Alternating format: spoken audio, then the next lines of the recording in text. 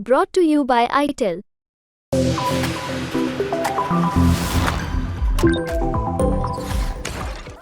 नमस्कार दोस्तों, आप प्राइम तक देख रहे हैं। बात करते हैं सलमान खान फायरिंग केस की। इस मामले में 2 आरोपी तो गिरफ्तार हुए। हम सबको पता लगा कि अनमोल विश्नोई, जो कि लॉरेंस का भाई है, उसने इस घटना को अंजाम दिया, ऐसा आरोपियों ने भी बताया। लेकिन सवाल ये उठता है कि लॉरेंस धड़ाधड़ अपराध करते जा रहा है या धड़ाधड़ पुलिस उसके ऊपर केस लगाई जा रही है। 80 से ज़्यादा मामले एनआईए की चार्जशीट में दाखिल हैं और ये कहा गया कि ये तो लॉरेंस तो अंडरवर्ल्ड डॉन है, बावजूद इसके प्रशासन पर तमाम सवाल खड़े हो रहे हैं। हालांकि कई बार सोशल मीडिया पर इस तरह की बातें भी हमने देखी और पढ़ी कि लॉरेंस को जब चाहे सरकार मार सकती है, लेकिन किन्हीं वजहों से नहीं मार रही है। ये हमारा व्यू पॉइंट नहीं है, ये सोशल मीडिया पर कई यूजर्स हैं, वो इस तरह की बातें लिखते हैं। लेकिन सच्चाई क्या है ये तो ऑब्वियसली सरकार आके बताएगी नहीं। इस बीच एक बड़ा खुलासा प्रवेश के पास भी है। प्रवेश, क्या जानकारी? बिल्कुल। देखिए, जो केस था सलमान खान के घर पे जो फायरिंग हुई थी, अब पुलिस ने 2 लोगों को और आरोपी बनाया है, जिसमें लॉरेंस विश्नोई खुद है। देखिए, लॉरेंस विश्नोई को आरोपी बनाना अपने आप में बहुत इंपॉर्टेंट है। हर कोई बोलेगा कि हाँ, जिम्मेदारी तो उसके भाई ने ली, सोशल मीडिया पे लिखा, जो पकड़ाए उसके लोग थे, लेकिन लॉरेंस विश्नोई का डायरेक्ट इन्वॉल्वमेंट कहीं दिख रहा था नहीं, तो भी पुलिस ने उसे आरोपी क्यों बनाया? तो उसके पीछे बहुत स्ट्रैटेजिक है, और ये मैं एक तरह से कहूँगा कि मुंबई पुलिस की स्ट्रैटेजी है। क्योंकि 2018 में खुलेआम पहली बार धमकी दिया था कि आपको दिख जाएगा जब हम लोग उसके साथ वारदात करेंगे। ठीक है। फिर एक इंटरव्यू में, जब एक चैनल को इंटरव्यू था, तभी भी कहा था कि हमारी लॉरेंस है। तो लॉरेंस ने खुद से बहुत बार जिम्मेदारी। इस बार सबूत क्या है? इस बार क्या सबूत है? इस बार तो कोई लॉरेंस का कहीं नहीं है। अनमोल विश्नोई जिम्मेदारी ले रहा है। लॉरेंस ने अनमोल किसके कहने पे कर रहा है? मतलब मोटिव क्या है? ये क्रिमिनल्स का मोटिव क्या था? ये क्रिमिनल ने क्यों चलाया? मोटिव ये था कि इनका जो सरगना था, गैंग का जो हेड था, वो चाहता था कि दहशत में रहे सलमान खान। वो चाहता था कि सलमान खान उसके सामने आके गिड़गिड़ाए। सलमान खान को दहशत में रखने के लिए, क्योंकि गोली चलाना होता, हवा में ऐसे फायरिंग करने होते, तो वो तो सलमान खान का कभी भी निकाल लेते थोड़ी देर रेकी करके, लेकिन सिर्फ दहशत फैलाना उनका काम था। तो पुलिस ने, अब मुंबई पुलिस ने इनका नाम लिख तो दिया है, लॉरेंस का नाम लिख तो दिया है, लेकिन इससे पुलिस को फायदा क्या होगा? पुलिस रिमांड के लिए मुंबई लाएगी तो ये मान लेगा हाँ मैंने मारा है। नहीं मानेगा, नहीं मानने के लिए तो ला ही नहीं रहे चिराग जी, मानने के लिए नहीं। एक बार मुंबई पुलिस के रिमांड में गया तो मुंबई पुलिस, मुझे नहीं लगता वापस इसे रिटर्न बैक जाने देगी। फिर मुंबई पुलिस केस पे केस, फिर इनकी जो पड़ते खुलेंगी टाइम पे टाइम। ये आप कैसे कह सकते हैं? क्योंकि देखिए, 2 ही तरीका है। अगर मेरी खुद एक अनऑफिशियल बहुत सारे ऑफिसर से बात हुई कि ऐसे टाइम पे क्या करते हैं कि अगर कोई गैंगस्टर बैठ के एक जेल से बैठ के अपना हुक्का पानी अच्छे से चला रहा है, जैसे सपोज मुख्तार अंसारी पंजाब जेल में बैठा था, अय्याशियाँ कर रहा था, बहुत मौज मस्ती में था। जब उसको यूपी पुलिस ने लाया, यूपी की जेल में आया तो परेशान हो गया ना। उसी तरह जब मुंबई पुलिस उसे लाएगी वापस, मुंबई जब रिमांड पे आएगा, मुंबई में उससे पूछताछ होगी, बहुत सारी चीज़ें निकल के आएगी, धीरे धीरे यहाँ से इसका गैंग डिमोलिश करना शुरू हो जाएगा। क्योंकि कहीं ना कहीं बहुत बार आरोप लगता है कि लॉरेंस गैंग के ऊपर कहीं ना कहीं जो नॉर्थ की पुलिस है उसका कहीं ना कहीं थोड़ा हाथ है, जिसमें दिल्ली पुलिस, हरियाणा पुलिस और राजस्थान क्यों हाथ क्यों है? पैसे देता लॉरेंस? अरे वहीं से अपने गैंग्स चला रहा है एक्टिवली। नहीं, क्यों पुलिस सपोर्ट कर रही है? करेगा, मैं वही जानना पैसा पैसा पैसा, सबसे सिंपल चीज़ है पैसा। नहीं तो इस बात का क्या सबूत है? सबूत क्या है चिराग जी? अगर नहीं है तो आप उनकी गैंग को खत्म करो। हम तो सवाल ये पकड़ रहे हैं बाय द टाइम, बीच में जो उसका नाम आता है 80 मुकदमे दर्ज कर दिए। आप इतने साल से क्राइम रिपोर्टिंग कर रहे हैं, मैं भी, अभी मुझे भी कुछ साल ही हुए, लेकिन बिना पुलिस की मिली भगत से कोई गैंगस्टर फल फूल नहीं सकता। ये बहुत सिंपल है। तो इसका मतलब सोशल मीडिया पर जो बात लिखी गई है कि बिल्कुल सही है कि सोशल मीडिया की जब तक उसे सरकार पाल रही, जब तक उसे वहाँ की पुलिस पाल रही, तब तक ही पल रहा है। तो कोई फायदा है उसको पालने का? अब वो देखना पड़ेगा किस तरह का फ़ायदा है। अब बहुत बीच में बड़ी अफवाह चली थी कि लॉरेंस के लोग बाहर लोगों को मरवा रहे हैं, ऐसी बहुत सारी अफवाहें चल रही थी। वो अफवाहों में कितना दम था ये तो हमें नहीं पता, लेकिन ऐसे लोगों की अफवाहें थी कि ये चीज़ें हो रही हैं। लेकिन एट पॉइंट वो सरकार का कितना खर्चा होता है? एक मुझे याद है, मैंने एक फुटेज देखी थी, एयरपोर्ट पर लॉरेंस को लेकर आए थे, दिल्ली एयरपोर्ट पर, वहाँ पूरा स्वाट वाहन खड़ा है, कितने सारे पुलिस वाले खड़े हैं। हमने खुद कवर किया काला जठेड़ी केस को, उसमें आप देखिए काला जठेड़ी के ऊपर कितने पुलिस वाले खड़े हैं। हम इन्हें वीआईपी ट्रीटमेंट दे रहे हैं और ये यहाँ बैठ के लोगों के ऊपर गोलियां चलवा रहे हैं, दिन दहाड़े किस पे भी गोलियां चला रहे हैं, दहशत फैला रहे हैं। अरे क्यों पाल रही है सरकार इनसे? सोशल मीडिया पर तो लोग ये भी कहते हैं कि योगी मॉडल चलाइए। अरे अब मुंबई पुलिस के हाथ में जा रहे हैं ना आप। आज वीडियो क्या तारीख है? आज है 22 तारीख। आप 1 महीने में देखिएगा बहुत अच्छे रिजल्ट्स दिखेंगे। अच्छा। हाँ, मुंबई पुलिस के हाथ में आ गया। मुंबई पुलिस का भी नेटवर्क बहुत अच्छा है और वो धीरे धीरे इनके गैंग्स के बहुत सारे लोगों को अरेस्ट कर लेगी। पुलिस लग भी गई है, क्राइम ब्रांच और दोनों मुंबई की पुलिस की स्पेशल टीम इन कामों में लग गई और अच्छे खासे इनके लोगों को पकड़ के लाएगी, बाहर से भी पकड़ के लाएगी। मैं ये दावा कर सकता हूँ कि मुंबई पुलिस के हाथ में केस है और गैंगस्टर्स को मुझे याद है लॉरेंस को लेकर अगर हम बात करें तो प्रवेश हम कम से कम नहीं तो 100 वीडियो बना चुके हैं आराम से, बहुत ज़्यादा, उससे है ना, ज़्यादा हो चुके हैं। और ऐसे ही तमाम चैनल्स डेली बना रहे हैं। क्यों? क्योंकि नंबर्स बहुत अच्छे हैं लॉरेंस को। लॉरेंस को लोग पसंद भी बहुत करते हैं, बहुत एक बहुत बड़ा धड़ा है जो कुछ लोग उसको हीरो बना रहे हैं। जैसे कोई तो है मेजर वेजर कुछ तो नाम है, कोई ऐसे लोग ना बहुत हीरो बना देते क्रिमिनल्स को। क्रिमिनल्स को हीरो नहीं बनाना चाहिए। अगर मैं बोलता हूँ एक क्रिमिनल है 100 अच्छा काम कर रहा है लेकिन एक भी निर्दोष को मार रहा है ना गोली, तो वो क्रिमिनल ही है मेरी नजरों में और उसको क्रिमिनल जैसा ही ट्रीट करना चाहिए। लेकिन वो तो कहते हैं कि हम तो अन्याय नहीं करते, जो हम कोई सिस्टम के खिलाफ थोड़ी हैं। हाँ, सिस्टम के खिलाफ नहीं। आपने सिद्धू मूसेवाला को मरवा दिया, आपने गोगामड़ी केस में आपके लोगों का हाथ था, ऐसे 50 केस हैं। अभी आप सलमान खान के घर के बाहर गोलियां चलवा दिए। मतलब गुंडे हो, मतलब भाई दहशत में रखना चाहते हो भारत जैसे देश के लोगों को कि भाई कल को हमें खतरा है, हम लॉरेंस के ऊपर वीडियो बना रहे, पता चला हमारे ऊपर कल को गोलियां चलवा दे।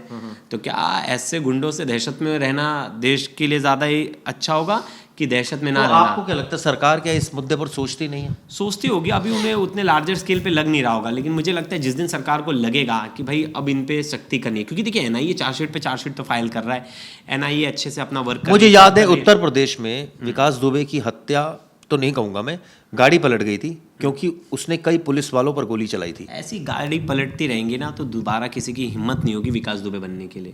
बहुत जरूरी है। आप बाद में कितना भी नहीं, लेकिन ये कानून के मुताबिक तो नहीं है ना जो आप बात कह रहे हैं। नहीं, संविधान के मुताबिक तो नहीं है। असंवैधानिक कुछ नहीं था, गाड़ी पलटी, भागने की कोशिश कर रहा था, पुलिस ने मारा।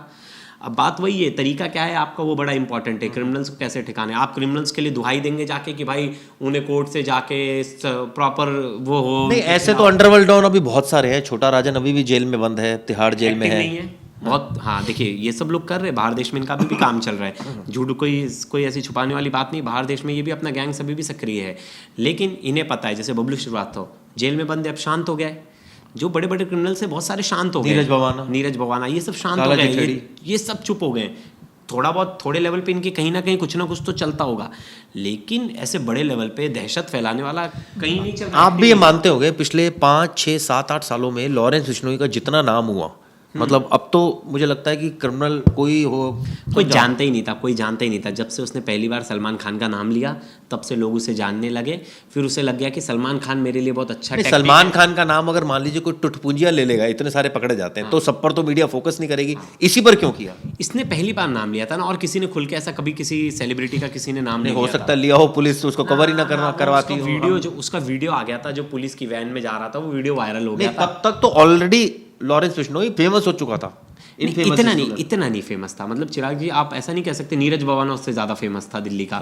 उस टाइम पे ये लोग ज़्यादा फेमस थे, तो उस टाइम पे लॉरेंस तो उठ रहा था। मतलब उसके ऊपर ज़्यादा केस थोड़े थे, कॉलेज विलेज के केस थे, लेकिन हाँ उसने अपने समाज के नाम पे सलमान खान को धमकी दी। जो काला हिरण का मामला हुआ, जिस मामले को लेकर धमकी दी, वो कोर्ट में केस चल रहा है, कोर्ट देखेगी। अब ये खुद बैठ गया न्याय करने। यार तू खुद क्रिमिनल है, खुद जेल में गया है, तू न्याय देगा लोगों को? पहले खुद का देख ले। हाँ, मतलब हमारे यहाँ मतलब क्या चल रहा है, मैं खुद जेल में, मैं खुद क्रिमिनल हूँ और मैं खुद दूसरे को न्याय देना चाहता हूँ। मतलब गजब बात है। फिर देखो छोटी मोटी बात, अब हम डाइवर्ट नहीं होना है। लॉरेंस के ऊपर केस क्या लगाया एनआईए ने? टेररिस्ट घोषित किया उसे।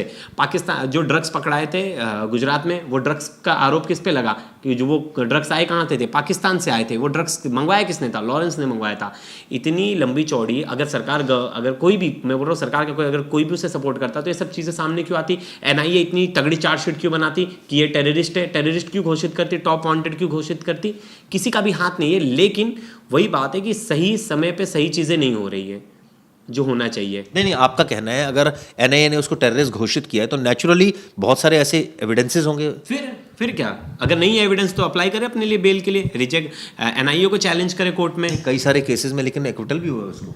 हाँ हुआ है, बहुत सारे 80 से ज़्यादा केसेस हैं। सब में डायरेक्ट इन्वॉल्वमेंट तो नहीं है। जेल में बैठ के काम करवा रहा है, जेल में बैठ के फ़ोन यूज़ कर रहा है, इतना ईजी एक्सेस है। अभी तक ये नहीं पता चल पाया कि उसने जेल में रह के इंटरव्यू कैसे दिया, कस्टडी में इंटरव्यू दिया, जेल में इंटरव्यू दिया। मोबाइल ले जाना तो इनके लिए बच्चों का खेल है, जेल से कुछ भी कर रहे, तो इनको तो हर चीज़ की फ्रीडम मिल रही है। अब कस्टडी की बारी आएगी ना मुंबई पुलिस की, और मुंबई पुलिस जब कस्टडी लेगी तो इनके मुझे लगता है बहुत सारे गुर्गे पकड़ा जाएंगे। मैं दावे के साथ कहता हूँ कि मुंबई पुलिस छोड़ेगी नहीं, इनके बहुत सारे जो एक्टिव गैंग मेंबर्स हैं ना, सबको मुंबई पुलिस अरेस्ट करना शुरू कर देगी, और मुंबई पुलिस काम में लग गई है।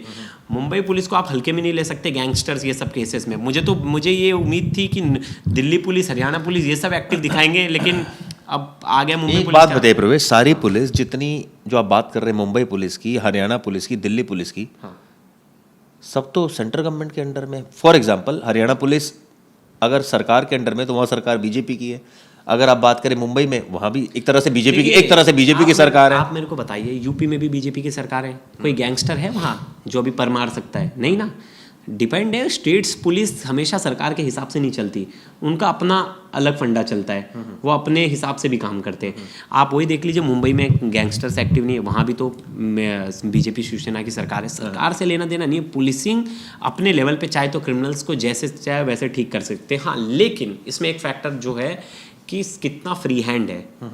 मुझे ये बताइए कि जो सोशल मीडिया पर बात चलती है, जो कि बहुत वाजिब बात है कि भाई अगर इतना ही बड़ा क्रिमिनल है, इतना ही नाम हो रहा है लगातार, तो सरकार न्यूट्रलाइज क्यों नहीं करती? चिराग जी, इनके हाथ में भी आने चाहिए ना। हम आप यहाँ बैठे बैठे कर देते कि 2 मिनट का काम है। अनमोल विश्नोई का कहाँ बैठा है कुछ नहीं पता बाहर। नहीं, जो सरकार की कस्टडी में उनकी बात कर रहा नहीं हूं। तो उनको तो वो बाय लॉ ही चलेगा। अगर वो जिस दिन बाहर आके कुछ उसने कर दिया ऐसा, जैसे अतीक का देखो, जब तक अंदर बैठ के कुछ नहीं कर रहा था उसको, वो ठीक ठाक था। जैसे उसने बाहर आके बड़ी वारदात उसके लोगों ने कर दी, कहीं ना कहीं उसका फल देखने को मिला। और हम क्या बोल रहे हैं चिराग जी, उसके ऊपर उसको पुलिस की हाई सिक्योरिटी मिली हुई है। जूम कॉल पे अटेंड होता है, बाहर कहीं जाना नहीं है, अलग बैरक है, कुछ नहीं है, तो सेफ्टी तो है, बहुत ज़्यादा सेफ्टी है। ऐसे लॉरेंस बिश्नोई को भी कोई खतरा नहीं है। लॉरेंस, और कौन खतरा लेगा उससे दुश्मनी लेके? कोई ऐसा इंडिया में कोई ऐसा गैंग बचा नहीं है जो लॉरेंस बिश्नोई से दुश्मनी ले सके। और पुलिस भी अपने सोशल मीडिया पर तो लोग ये भी कहते हैं कि अब लॉरेंस तो ऊंची चीज हो गया, अब सरकार की हिम्मत नहीं है उसको टच। नहीं, ऐसी बात नहीं है। लेकिन वही बात है, लॉरेंस अंदर बैठा है ना, लॉरेंस बोल रहा है मैं तो कुछ कर ही नहीं रहा हूँ, मेरे नाम पे बाहर लोग कर रहे हैं चीज़ें।